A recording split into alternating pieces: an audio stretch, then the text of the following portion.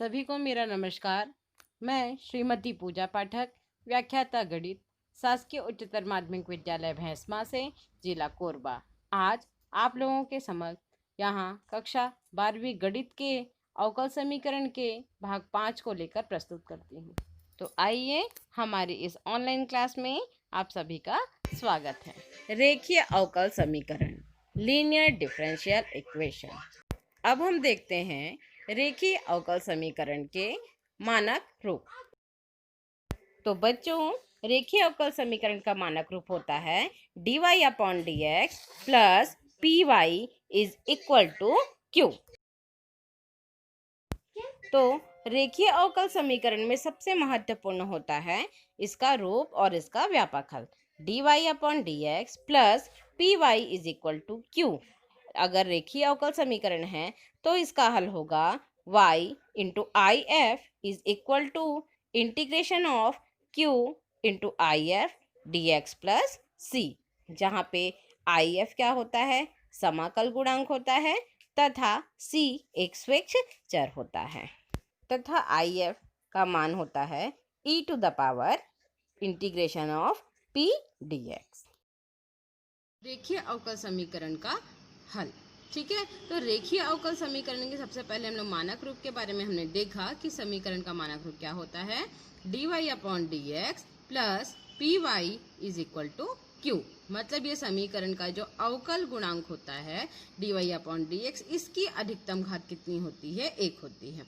तब ये समीकरण क्या कहलाता है, रेखीय अवकल समीकरण कहलाता है। ठीक है, इस समीकरण का हल क्या होता है, इस समीकरण का हल, इस समीकरण को हल करने के लिए सीधे सीधे y into I F is equal to integration of q into I F D X plus C लेते हैं। ठीक है, जहाँ पे अब देखिए यहाँ पे आई एफ तो हमने लिखा, लेकिन आई एफ ये होता क्या है। ठीक है, तो इस आई एफ के बारे में हम जानते हैं कि आई एफ क्या होता है, इसको समाकलन गुणांक या इंटीग्रेटिंग फैक्टर बोलते हैं। ठीक है, तो इसका मान क्या होता है, इसका मान होता है I F is equal to e to the power p dx। तो सबसे पहले हमको यही निकालना पड़ता है, मतलब जो भी हमको क्वेश्चन दिया होगा उसमें सबसे पहले हम आई एफ ही निकालेंगे।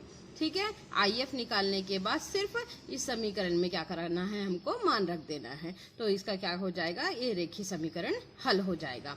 और c क्या होता है, c क्या होता है, एक स्वेच्छ चर होता है। ठीक है ना, c एक स्वेच्छ चर होता है। ठीक, अवकल समीकरण को मतलब रेखीय अवकल समीकरण को हल करने के लिए दूसरी महत्वपूर्ण बात यह होती है कि यदि हमको समीकरण में, ठीक है, जो भी समीकरण हमने मानक रूप लिया, dy/dx का कोई भी गुणांक होता है, अगर dy/dx के पास में कोई भी गुणांक होता है तो क्या करते हैं, सबसे पहला काम होता है कि उस समीकरण में हम जो भी गुणांक होता है उसका भाग देकर इस dy/dx का गुणांक क्या करते हैं, 1 लेते हैं। ठीक है, एक उदाहरण लेती हूँ, जैसे कि हमने यहाँ पे लिखा है क्या, x dy/dx plus 2y is equal to x square. ठीक है, तो यहाँ पे हमको ये रेखीय अवकल समीकरण दिख रहा है, बिल्कुल दिख रहा है, क्योंकि ये क्या है, dy/dx है, यहाँ पे y है और यहाँ पे y नहीं है, मतलब क्या है, कोई पद q होगा और ये क्या हो जाएगा, p हो जाएगा। ठीक है,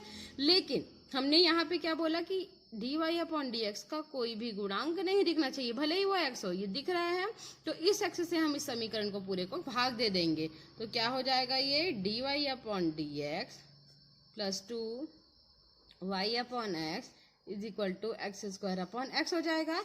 तो ये समीकरण का फॉर्मेट क्या हो जाएगा, dy/dx प्लस y तो रखेंगे, तो यहाँ पे 2 इंटू एक्स वाई हो जाएगा इज इक्वल टू ये x हो जाएगा, ये x इस पावर से कैंसिल हो गया। तो इस प्रकार से ये हमें क्या मिलेगा, मानक रूप में मिलेगा। ठीक है, तो अब यहाँ पे हम लोग देख सकते हैं मानक रूप हमारा होता क्या है, हमने यहाँ पे देखा था क्या होता है। मानक रूप की बात करते हैं अगर, तो मानक रूप dy/dx plus p into y is equal to q. तो अब आप देख सकते हैं कि p की जगह में मान कितना है, 2/x, मतलब ये किसका मान हो गया, p का मान हो गया, और q की जगह में क्या है, x, मतलब ये q का मान हो गया। ठीक है, इस प्रकार से हम p और q का मान ज्ञात करते हैं। अब तीसरी महत्वपूर्ण बात यह है कि यदि अवकल समीकरण हमें dx upon dy plus p dash x is equal to q dash के फॉर्म पे है, मतलब x की जगह y है। इसके पहले क्या था, dy अपॉन dx था, तो यहाँ पे y था और ये विदाउट y वाला टर्म्स था, ठीक है ना। लेकिन अगर यहाँ पे क्या है, dx अपॉन dy प्लस, तो इसको हम लोग क्या ले लेंगे, p dash x is equal to q dash के रूप में भी परिवर्तित हो, जहाँ पे पी डैश तथा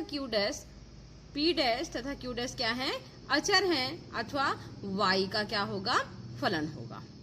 तो यह भी रेखीय अवकल समीकरण है तथा इसका समाकलन गुणांक क्या होता है, IF is equal to e to the power integration of p dash dy, ध्यान देंगे।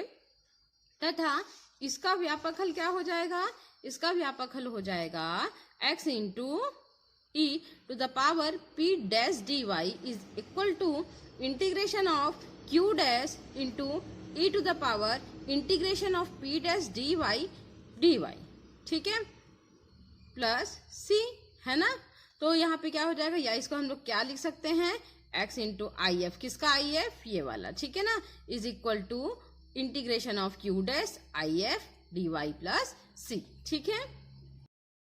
ये इस प्रश्न के माध्यम से हम समझते हैं। हमारा प्रश्न है dy upon dx plus y into tan x is equal to sec x. सबसे पहले इसका मानक रूप से हम क्या करते हैं, इसका तुलना करते हैं। तो मानक रूप क्या होता है, मानक की अगर बात करें तो मानक रूप होता है dy upon dx plus p into y is equal to q. यहाँ से हम क्या करते हैं, p और q का मान निकालते हैं। तो हमें p का मान क्या मिलेगा, p बराबर, मानक रूप से तो कंपेयर करेंगे तो p बराबर हमें मिला 10x तथा q बराबर हमें मिला sec x, ठीक है। अब इसे हल करने के लिए सबसे पहले हम क्या करेंगे, तो आइए सबसे पहले हम निकालते हैं इसका समाकलन गुणांक, ठीक है ना। समाकल गुणांक की बात करेंगे, मतलब इसका IF फैक्टर, ठीक है ना। IF फैक्टर का फॉर्मूला क्या होता है, e to the power p dx होता है। तो e to the power p dx को हम समीकरण 1 मान दे देते हैं। सबसे पहले हम निकालते हैं क्या, इंटीग्रेशन ऑफ p dx, ठीक है। तो p dx निकालने के लिए p का मान कितना है, 10x, तो हम निकालेंगे इंटीग्रेशन ऑफ 10x dx, ठीक है। तो 10x का इंटीग्रेशन क्या होता है, बताइए बताइए, 10x का इंटीग्रेशन होता है log sec x। तो इस प्रकार इसका क्या हो जाएगा, इंटीग्रेशन log sec x, ठीक है, ये हो गया। अब इसमें मान रखेंगे अगर हम, तो कितना हो जाएगा, e की पावर log sec x, ठीक है, log sec x हो गया।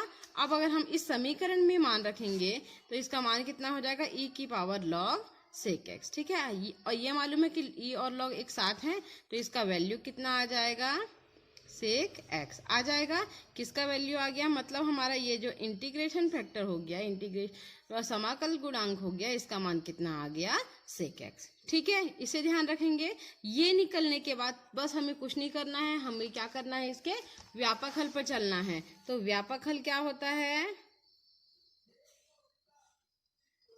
व्यापक हल होता है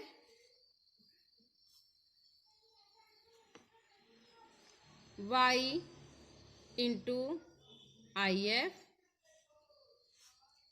इंटीग्रेशन ऑफ क्या होगा, integration of q into IF dx plus c। इस व्यापक हल में मान रखते हैं, ठीक है।